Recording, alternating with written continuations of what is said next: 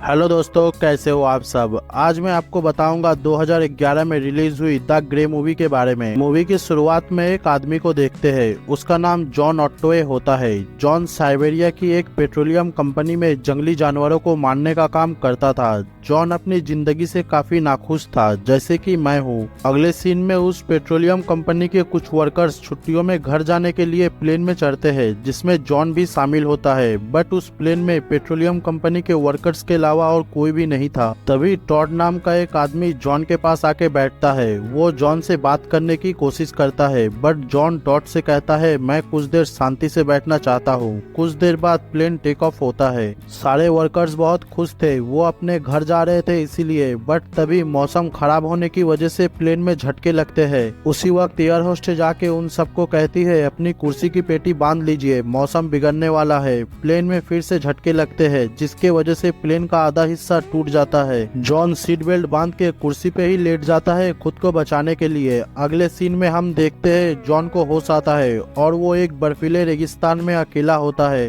कुछ दूर चलने के बाद जॉन वो प्लेन देखता है जिससे वो लोग घर जा रहे थे। प्लेन पूरी तरह टूट चुका था। जॉन उस प्लेन के सामने जाता है देखने के लिए कोई बचा है या नहीं। बट वो देखता है वहाँ अभी भी कुछ लोग जिंदा थे। वो एक एक करके उन सबको बाहर निकालता है, पर उन सबकी हालत बहुत खराब होती है। सबको निकालने के बाद जॉन को पता चलता है उसे लेके सिर्फ 7 लोग बचे हैं प्लेन क्रैश में। जॉन उन सबको कहता है, हमें जिंदा रहने के लिए आग और खाने की जरूरत है, और साथ में ये भी कहता है हमें यहाँ ढूंढने कोई नहीं आएगा, हम सबको खुद ही इस जगह से बाहर निकलना होगा। फिर वो सब सामान ढूंढने लग जाते हैं आग जलाने के लिए। शाम होते ही वो लोग प्लेन के फ्यूल से आग जलाते हैं। उसी वक्त जॉन देखता है एक भेड़िया वहाँ पर मरे हुए लोगों को खा रहा था। जॉन उसे भगाने के लिए जाता है, बट भेड़िया उस पे अटैक कर देता है। जॉन की आवाज सुन के वो लोग भी वहाँ आ जाते हैं और वो सब भेड़िए को मार के वहाँ से भगा देते हैं। फिर वो सब एक जगह बैठ के जॉन के जख्मों का इलाज कर रहे थे। जॉन उन सब से कहता है, यहाँ और भी भेड़िए होंगे, हमें संभल के रहना होगा, और साथ में ये भी कहता है यहाँ से सारे लाशों को हटाना होगा, वरना इनके खून के महक से और भी भेड़िए यहाँ आ सकते हैं। वो लोग सारे लाशों को इकट्ठा करके एक जगह करते हैं। फिर वो सब आग के पास बैठ के आपस में बात कर रहे थे। तभी उन सबको अचानक कुछ आवाज सुनाई देती है। वो लोग जाके देखते हैं बहुत सारे भेड़िए उनके सामने खड़े थे। जॉन उन सबको कहता है, कोई भी हिलना मत, और सब उनके आंखों के तरफ देखो। कुछ देर बाद वो भेड़िए बिना कुछ किए वहाँ से चले जाते हैं।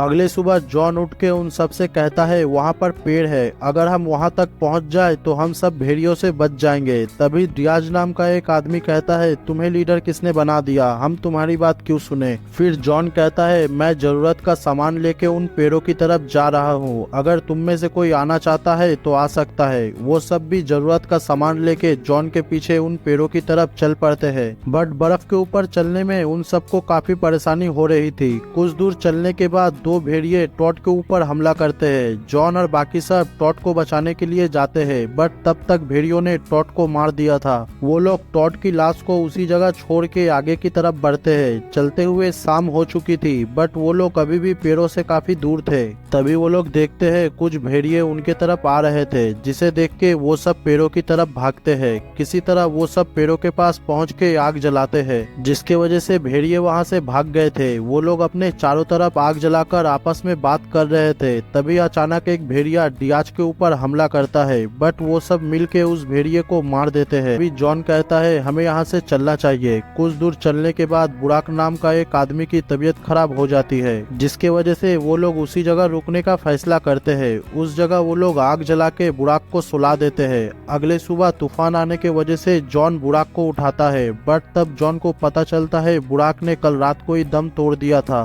वो लोग बुराक की लाश को उसी जगह छोड़ के आगे बढ़ते हुए पहाड़ी के किनारे तक पहुंचते हैं, जहां उन सबको पानी की आवाज सुनाई देती है। जॉन कहता है, शायद वहां नदी होगी, हमें उस नदी तक पहुंचना होगा। वो लोग कपड़ों को आपस में बांध के उससे एक रस्सी बनाते हैं। उसी रस्सी को हेनरिक नाम का एक आदमी अपने कमर में बांध के उस पहाड़ी से पेड़ों की तरफ कूदता है। वो सही सलामत पेड़ों के पास पहुंच के रस्सी को पेड़ से बांध देता है, जिससे वो लोग उस रस्सी के सहारे पेड़ तक आ सके। सबसे पहले डियाज जाता है। वो उस रस्सी के सहारे पैरों तक पहुंच गया था। फिर जॉन उस दूसरे आदमी को जाने के लिए कहता है, बट वो जॉन से कहता है पहले तुम जाओ। जॉन के जाने के बाद बस वो आखिरी बचा था। वो उस रस्सी के सहारे पैरों की तरफ जा रहा था, बट उसका जूता एक हुक में फंस जाता है, जिसे छुड़ाने के चक्कर में वो रस्सी टूट जाती है और वो सीधा पैरों से टकराते हुए नीचे गिरता है। ये देख के जॉन और बाकी सब पेड़ से जल्दी जल्दी उतर रहे थे, बट तब तक भेड़िए उसे टानते हुए लेके चले जाते हैं। दूसरी तरफ उतरते वक्त डियाज पेड़ से गिर जाता है, जिसके वजह से उसके पैर में काफी चोट लगती है।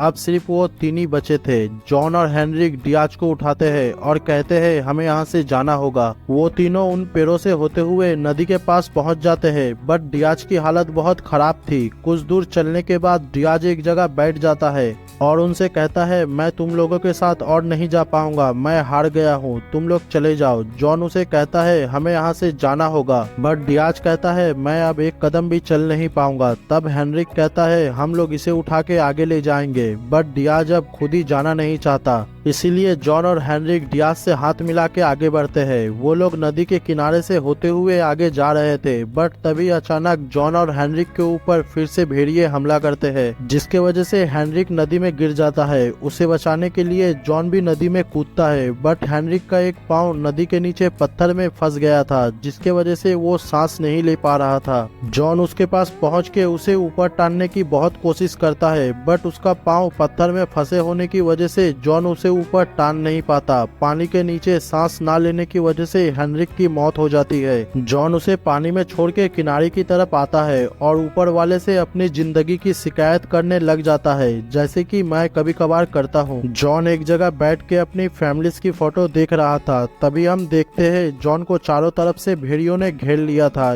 एक भेड़िया जॉन की तरफ आगे बढ़ता है। उसे आते हुए देख जॉन अपने बैग से कुछ शीशियां और एक चाकू निकाल के अपने दोनों हाथों में बांधता है। वो दोनों एक दूसरे को बड़े ध्यान से देख रहे थे और इसी के साथ यहाँ इस मूवी का एंड होता है दोस्तों।